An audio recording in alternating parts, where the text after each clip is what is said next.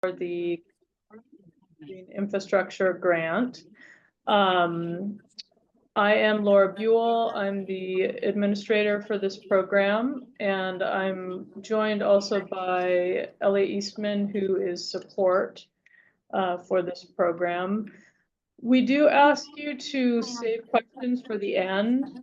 And if you're not muted, please mute yourself.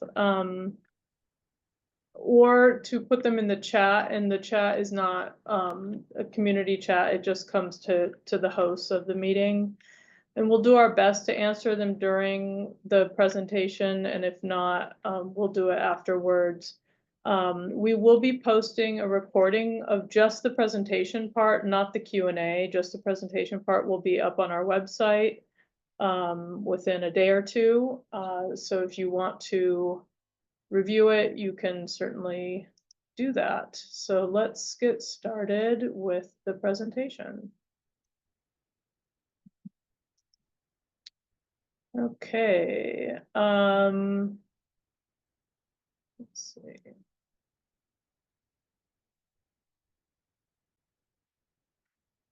Great, so yeah, welcome to our information session. Here's a basic outline. We'll have a general overview of the program, but I'll also be highlighting some changes between this round and the first round. So if you're totally new to the program, don't worry, I will go over the basics, but if you are already familiar with the program, we've had one round of funding so far. There will be some new information, so this will be important. And I'll also try to offer a little bit of advice here and there based on what we saw in the first round in terms of the types of applications that we got.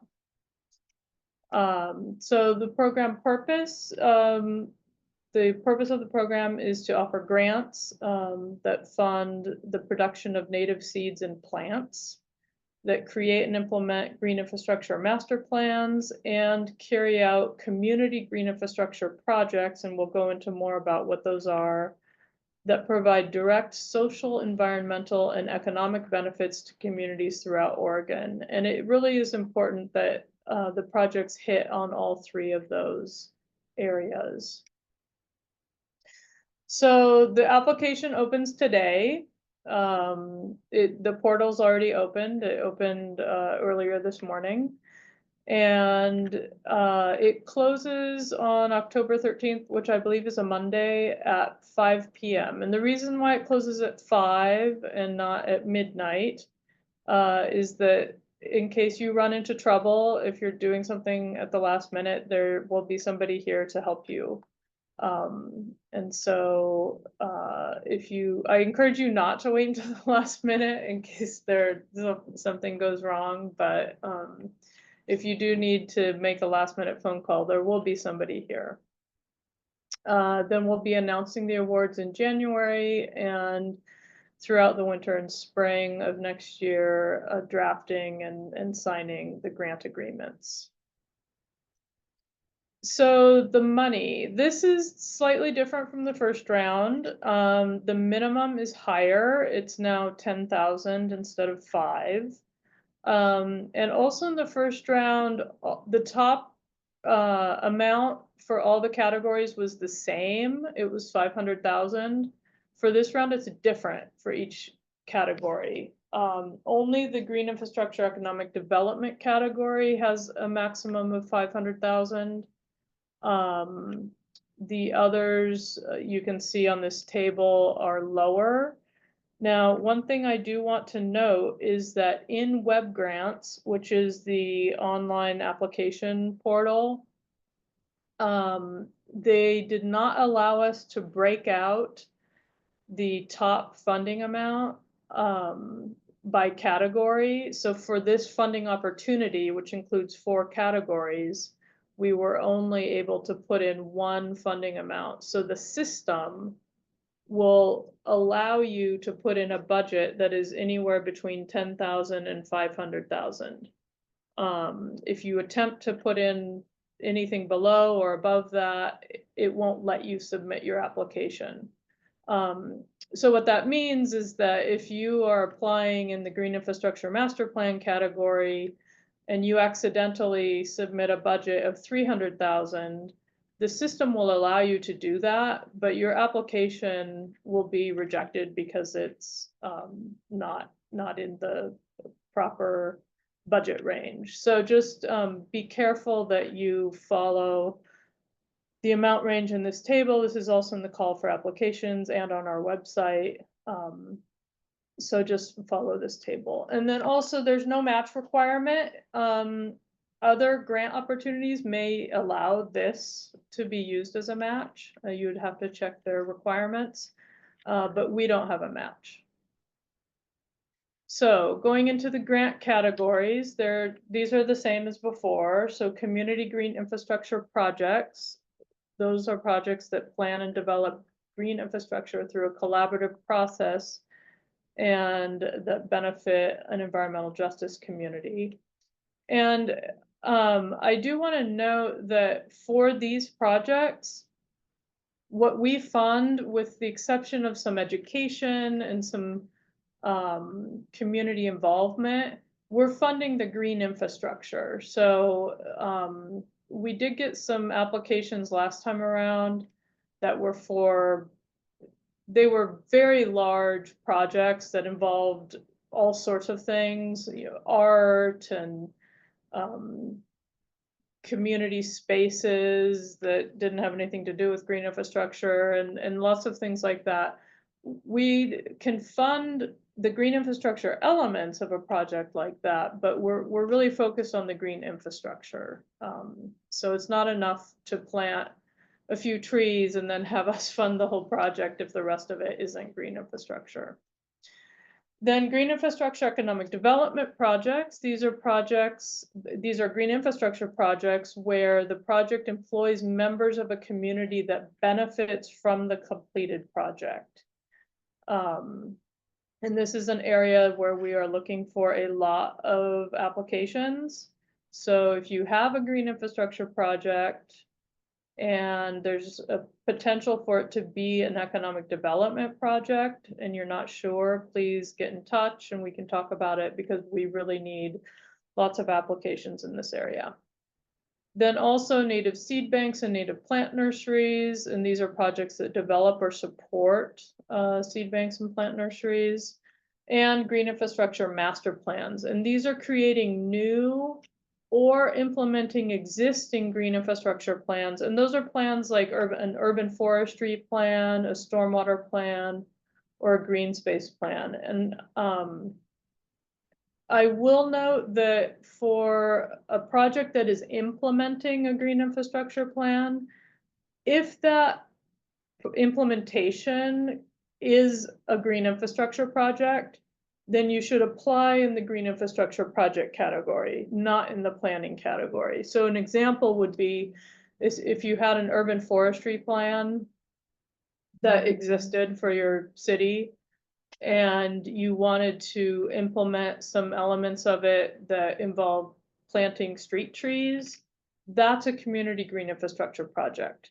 Now, that same plan might have another action item that is to revise the city's code to make it easier to plant trees or to require trees in development. That would be something that you would apply in the green infrastructure master plan category, because it's implementing the plan, but it's not otherwise a green infrastructure project. Okay, so this, the allocation directive is a little bit confusing to lots of people. These are not categories. These are not grant categories. These are requirements that were in the statute. So this is direction from the legislature when they created this grant program, that a certain percentage of all of our funds have to be spent in these three areas. So 30% of our funds at least have to go to green infrastructure economic development projects. 40% of our funds have to go to projects that are within green infrastructure improvement zones, and I'll talk about those a little bit more. And then at least 30% need to go to projects that are in tribal, rural, remote, or coastal communities. And these can overlap. So you could have a project that is all three of these things. And so let me talk a little bit more about the second two bullets,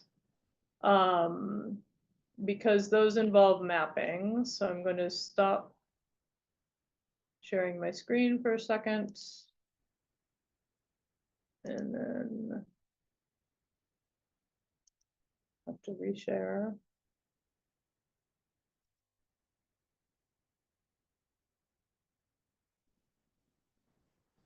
Okay.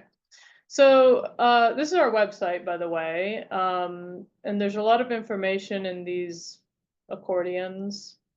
And the fund allocation areas are talked about here. And there's a link to the maps. Let's see. Actually, I'm just gonna have to go. So here on this page, we describe our methodology, how we created the maps. The Green Infrastructure Improvement Zone map, if you saw it in the first round, make sure to look at this new one because it's different.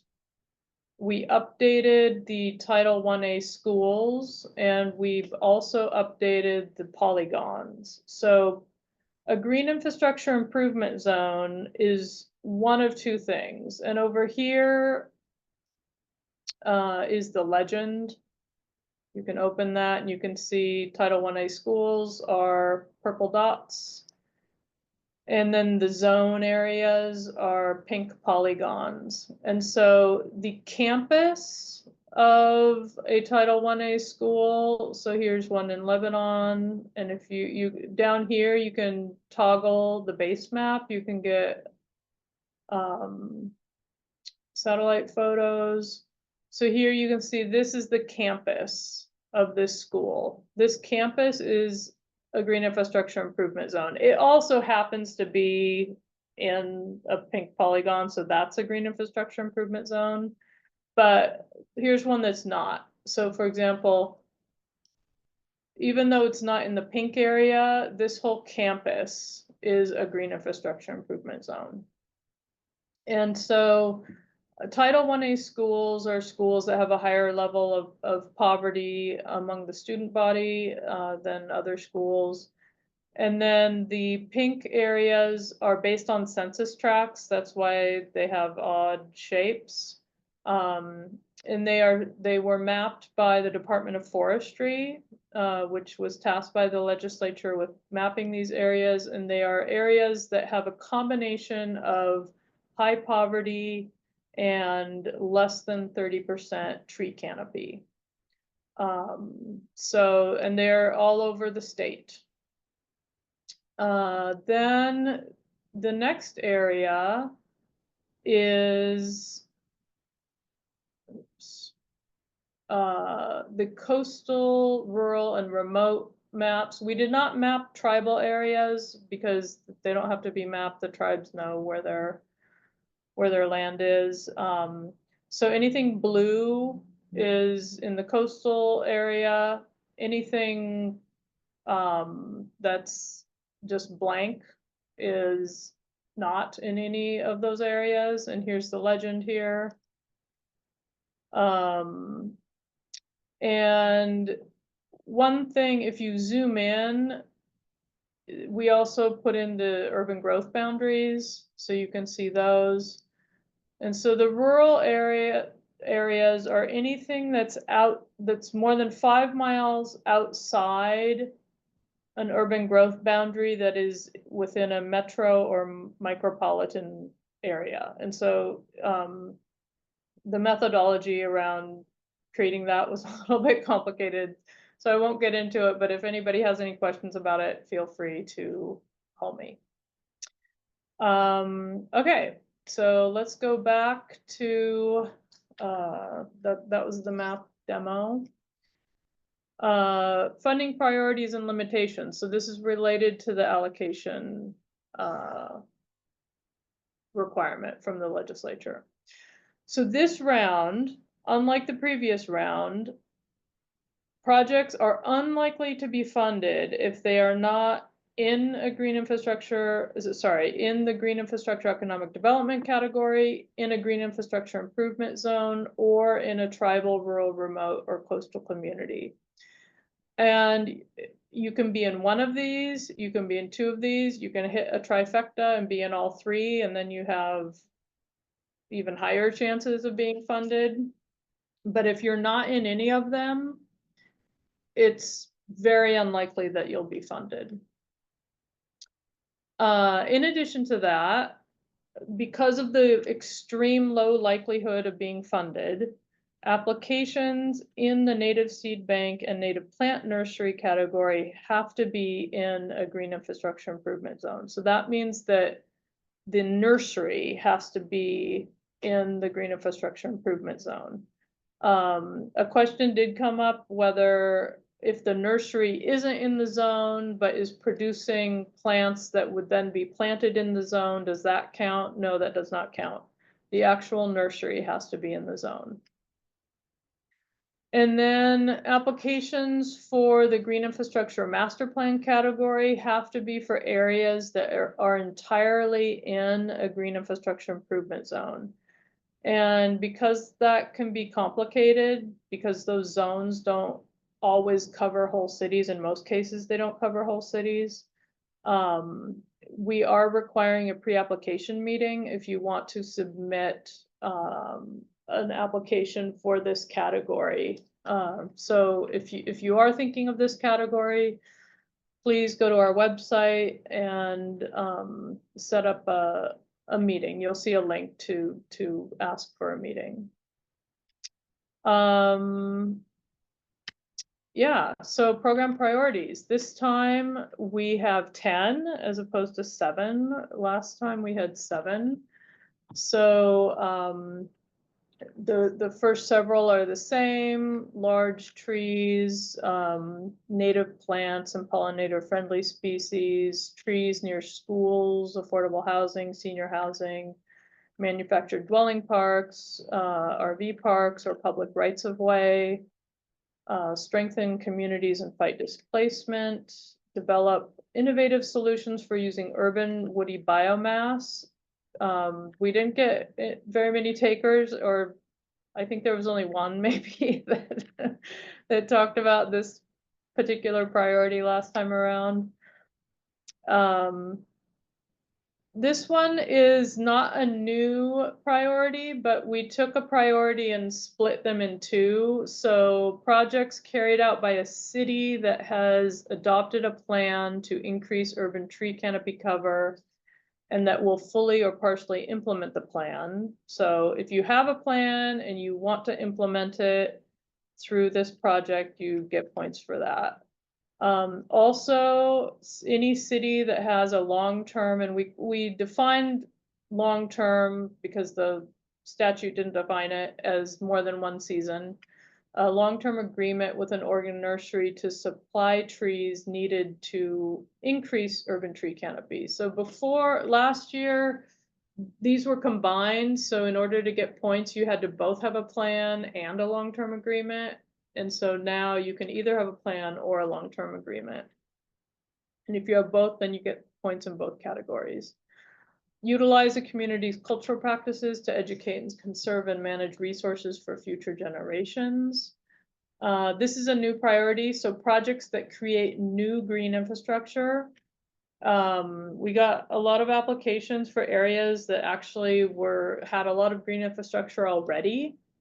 And we are defining new green infrastructure as brand new. So for example, if you depaved a parking lot and planted trees, that's brand new green infrastructure.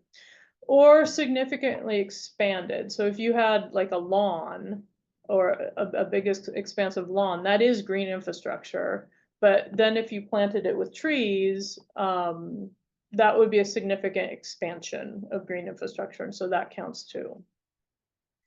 And then projects that directly benefit the public by being broadly accessible because they are on public property, that is also open to the public. So one important thing is no project will get all of these. So in your application, please don't write answers that are a real stretch. You know, if your project meets it, then write an answer for that, and if it doesn't, you don't need to try to make it meet it. But that said, the more of these priorities that you hit, the better you'll score. And just based on last year, I would say that projects that didn't involve any trees had a very difficult time scoring highly. And the last tip on this one is show, don't tell. So don't tell us that you're going to plant large trees. Say which large trees you're planting. Okay, so moving on to the community green infrastructure projects and green infrastructure economic development projects. The nursery, seed bank, and master plan categories, the evaluation will be based on how well they further program priorities and also their likelihood of success. But these two categories have a bunch of extra specific requirements. And so I want to go through those. So consultation with, and this slide is just an overview, and then I'll get into more detail on a couple of these. Consultation with the local government where the project will be located, and electric and water utilities in this service territory. They have to be completely located in Oregon. They have to provide social, environmental, and or economic benefits to an environmental justice community. They have to be developed in coordination with an environmental justice community that will benefit from the project, although tribes don't have to answer this question. They have to have a minimum 3-year maintenance plan or have requested technical assistance for maintenance planning. And regarding this requirement, you will not be scored lower if you check no, that you don't have a maintenance plan, but you have requested technical assistance. So if you genuinely don't have a maintenance plan, please check no and request assistance for maintenance planning. And saying, oh, the city will take care of the trees is not a maintenance plan. We did get a lot of submittals that were not really maintenance plans in the first round. So you know, don't feel like you need to check yes when you really don't have a maintenance plan. It's better to check no and then request assistance for that. And then the other special requirement is that economic development projects must employ members of a community that benefits from the completed project. So it's not that they're just working on it, but they'll benefit from the completed project in the development, construction, planting, or maintenance of the project. So they don't have to do the whole thing, they just have to do some element. So the local consultation form, we made a few formatting changes to this form. This form is fillable, by the way. And one of the things we did was add this yellow warning sort of at the top. This form is required, it is not optional.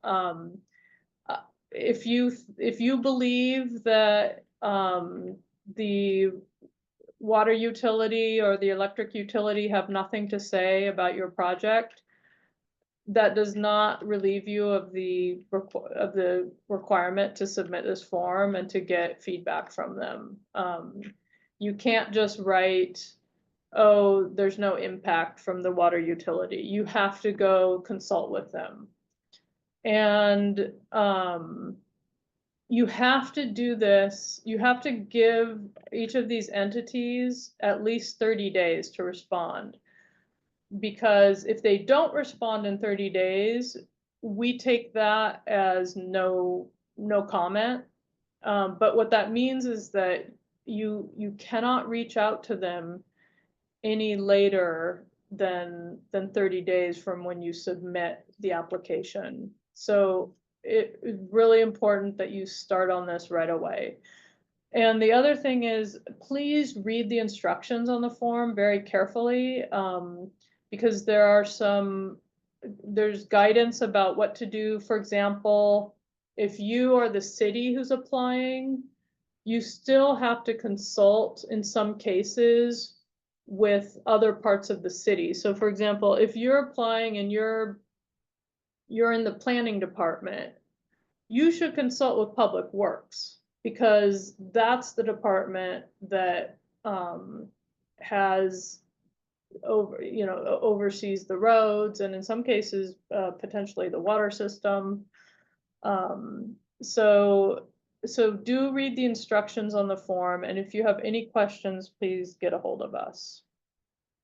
The environmental justice community requirement, this is a term that is defined in statute, and here's the list. It's a very broad list. It covers a lot of different types of people and communities. And so the project has to benefit at least one of these communities, and it needs to be developed in coordination with at least one of these communities. So if you're a small town in Eastern Oregon and you're in the rural area, then that's pretty easy, because you are a rural community and everybody who's interacting is also rural. Although I will say, it does mean that you still have to coordinate with the public on some level. And then geographic guidance. So this is to put some parameters around where projects can happen. And so the purpose of the program is to give direct benefits to a community of people. It is not intended for wilderness areas or purely natural conservation projects. There are natural conservation projects that have multiple types of benefits: social, economic, environmental, and many of those can and do score well, but they must directly benefit people as well. So projects should be within city limits or urban growth boundaries, which is the same. They can also be in urban or rural and unincorporated communities. If you're not sure whether your particular community is an official urban or rural unincorporated community, check with your county. Your county should know. And on tribal, reservation, or trust land. If it is not within any of those areas, we won't reject your application, but you need to show how the project provides direct social, environmental, and economic benefits to a community of people in Oregon. So, there could be a project that is immediately outside the UGB, but adjacent to a dense neighborhood, because there are neighborhoods that go right up to the edge of the UGB. And so, that could be an example of one where there's a direct benefit. Okay, so moving on to the application. This is a screenshot of our website. And so I recommend that you go to the How to Apply accordion on our website. And it has step-by-step what you need to do. And there's also a link there to web grants. That link serves to have you register. If you're registered already, you don't have to register again. But if you are already registered, that link also sends you to the login page. So you can use that link to get to the login page. And this is what it looks like. You might wonder why there's a logo of the Oregon Department of Forestry up there, and that is because we are sharing this platform with ODF, and they're hosting it essentially. So even though it has their logo, it is absolutely valid for you to use this. And this is where you would either register with the yellow button or sign in if you already have a sign in. And then once you've registered, or sorry, once you've signed in, this is what it looks like. And you would click on funding opportunities to see our funding opportunity. And once you click on that, this is the page that you get. And just a note, please, please, please read all the instructions, not just on our forms, which I've already touched on quite a few times, but also within web grants. Even though we have an application template in Word, and that has all the questions, the web grants platform has additional instructions, and they don't always jump out.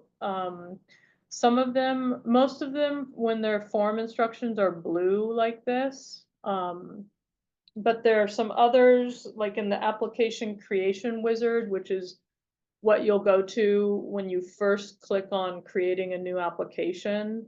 There are a bunch of instructions in gray. Just make sure you're always reading all the instructions. And there's some very important instructions when it comes to letters of support, because if you don't read the instructions, you might not see where to submit those. So yeah, always read all the instructions.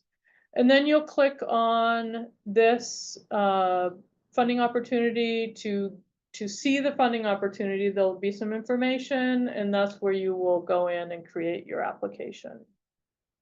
So some tips. I'm not going to go through the whole application, but if you have questions about the platform, it seems like most people were able to figure it out pretty easily. But you can always attend our drop-in hours, and you can always set up a one-on-one meeting with me to go through everything, or with Elliot. So first, read the call for applications. You don't have to read the whole thing, but you do have to read most of it.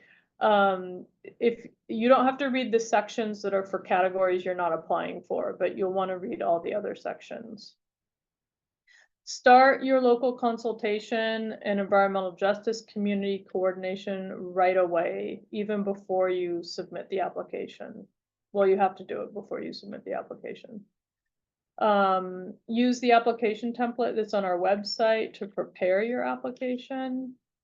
Check back for an FAQ and budget guidance. We'll be posting those within the next couple weeks. Read our announcements if we send them out. Use our drop-in office hours or set up a one-on-one meeting. Our drop-in office hours are every Wednesday from 1 to 2. There's a link on our website. There's no registration. You literally just click the link and you'll come into the meeting, and we will be there from 1 to 2. So even if it's like 10 minutes to 2 and you just had a quick question, we'll still be there. And if I hadn't mentioned it before, read the call for applications. Many, many, many of your questions will be answered by reading the call for applications.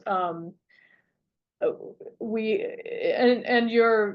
you come into the drop-in office hour, it will be much more fruitful if you've already read the call for applications, because then you can ask questions that are directed to items specifically there.